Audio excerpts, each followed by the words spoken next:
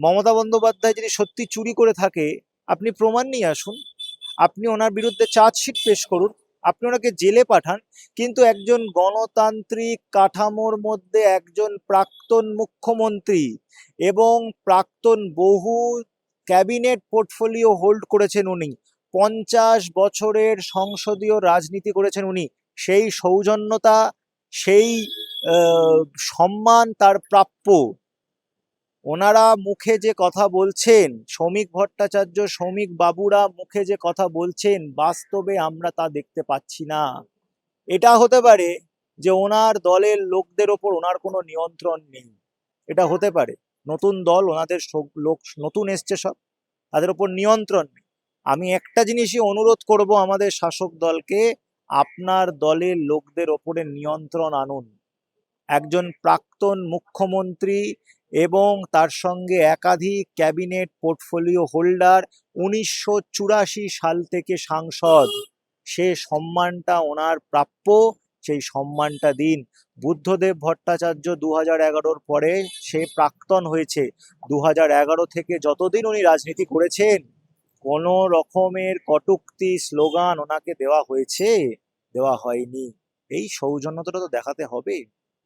আমাদেরকে কিছুদিন আগে বাংলা পক্ষের নেতা গর্গ চট্টোপাধ্যায়, তাকে গ্রেফতার করা হয়েছে, যে কারণ জানা গেছে যে একটি ফেসবুক পোস্টের জন্য তাকে গ্রেফতার করা হয়েছে। কি বলবো? যে ফেসবুক পোস্টটির কথা এখানে হচ্ছে, ইভিএম নিয়ে উনি আশঙ্কা প্রকাশ করেছেন। ইভিএম নিয়ে তো সবাই আশঙ্কা প্রকাশ করেছে। আমি আপনাকে বলবো, 2009, 2010, 2011 একাধিকবার বিজেপিও ইভিএম নিয়ে আশঙ্কা প্রকাশ করেছে। পার্লামেন্ট এটা কথা হয়েছে। রাহুল গান্ধী আমাদেরকে পাওয়ার পয়েন্ট রিপ্রেজেন্টেশন দিয়ে, রাহুল গান্ধী আমাদেরকে দেখিয়েছে ভোট চুরির কথা। সুপ্রিম কোর্টে এই বিষয়ে আলোচনা হয়েছে, এটা কোনো নতুন বিষয় না, উনি কোনো নতুন কিছু প্রমাণ করেননি। বহুবার এটা নিয়ে প্রশ্ন উঠেছে, প্রতিটা দল এটা নিয়ে প্রশ্ন করেছে। তাহলে ওনাকে কেন টার্গেটটা করা হলো? ওনাকে কেন টার্গেটটা করা হলো? ওনাকে টার্গেটটা করা হলো এক এবং একমাত্র কারণ, উনি বাংলা ও বাঙালির জন্য কথা বলেন, যেটাকে বিজেপি ভয় পাচ্ছে। গর্গদা এই বিষয়টা বলেছিলেন যে বাঙালির কণ্ঠ রোধ করা হচ্ছে, সত্যি কি তাই?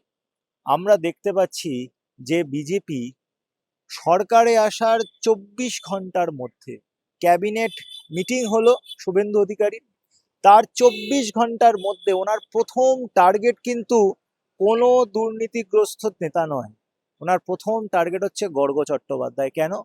ওনার রাজনীতিটাকে ভয় পায়, ওনার রাজনীতিটাকে ভয় পায়। কণ্ঠরোধ আপনি করতেই পারেন, আপনি শাসক, আপনার কাছে ক্ষমতা আছে, আপনি কণ্ঠরোধ করতে পারেন, জেলে পুরতে পারেন, গুলিও মারতে পারেন। কিন্তু যেটা আপনি পারবেন না, সেটা হচ্ছে এই যে বাঙালি বঞ্চিত হচ্ছে, বাংলার বঞ্চনার কথা, এটাকে থামাতে আপনি পারবেন না। একটা গর্গ চ্যাটার্জির মুখ বন্ধ করবেন তো শত গর্গ চ্যাটার্জির মুখ খুলবে। বাঙালি যেভাবে বঞ্চিত হয়েছে, হচ্ছে, সেটার কথা মানুষ বলবে। ভোটের পর যেন সাধারণ মানুষ আক্রান্ত না হয়, কিন্তু আমাদের যেটা দেখতে পাচ্ছি, বিরোধীদের থেকেও বেশি সাধারণ গরিব মানুষ আক্রান্ত হচ্ছে। রেল স্টেশন চত্বরে, বালিতে, আমি বলতে পারি আপনার পান্ডুয়ায়, বর্ধমানে, রানাঘাটে, চুচুড়োয়, হুগলিতে, স্টেশন চত্বরে একদিনের নোটিশে দোকানপাট ভেঙে দেওয়া হয়েছে, ঘরবাড়ি ভেঙে দেওয়া হয়েছে, ঠিক আছে?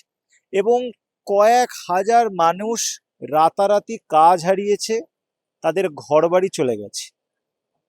লড়াইটা তো রাজনৈতিক লড়াই, দুই দলের লড়াই রাজনৈতিক। সেখানে গরিব মানুষকে কেন টার্গেট করা হচ্ছে? গরিব মানুষ, প্রান্তিক মানুষ, খেটে খাওয়া মানুষকে কেন টার্গেট করা হচ্ছে? এই বদলের জন্য তো মানুষ ভোট দেয়নি। এই গরিব মানুষদের মধ্যেও অনেকে বিজেপিকে ভোট দিয়েছে। আমি জানি ব্যক্তিগতভাবে, যেহেতু আমি হকার সংগঠন চালাই, আমি জানি যে এমন বহু হকার আছে, বহু বস্তিবাসী আছে যারা ভোটের দিন বিজেপিকে ভোট দিয়েছে, তার কয়েকদিনের মধ্যে তাদের বাড়ি ঘরদোর ভাঙচুর হয়ে গেছে। আমরা কলকাতায় দেখেছি, বুলডোজার দিয়ে ধর্মতলায় ভাঙচুর, কবরডাঙ্গার মাছের ভেড়ি ভাঙা হয়েছে। আমাদের সেদিনকে মাছের, এই দক্ষিণ কলকাতায় মাছ পাওয়া যাচ্ছিল না, আগের দিন রাত্রিরে ভাঙা হয়েছে। তো দিকে দিকে যে এই যে গরিব মানুষদের টার্গেট করা হচ্ছে, এই জিনিসটা কিন্তু একটা খারাপ সংকেত দেয়। যে দুশ্চিন্তার মধ্যে ভোটের আগে আমরা ছিলাম, যে কর্পোরেট প্রাইভেট কোম্পানির দাপাদাপি বেড়ে যাবে যদি বিজেপি জিতবে। একই জিনিস আমরা দেখতে পাচ্ছি ভোটের পর হচ্ছে।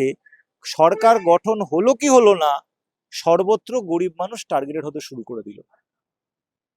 আজ এই বিষয়গুলো নিয়েই মমতা বন্দ্যোপাধ্যায় তিনি কোর্টে গিয়েছিলেন সাধারণ মানুষের স্বার্থে, কিন্তু ভোট পরবর্তী হিংসার জন্য তিনি গিয়েছিলেন। সেক্ষেত্রে তাকে হাইকোর্টের মধ্যেই চোর চোর স্লোগান দেওয়া হল। দুর্ভাগ্যজনক। ভোট হয়ে গেছে।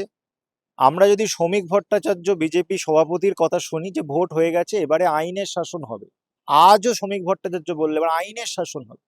আইনের শাসন মানে হচ্ছে প্রত্যেককে তার মত প্রকাশ করার অধিকার দিতে হবে।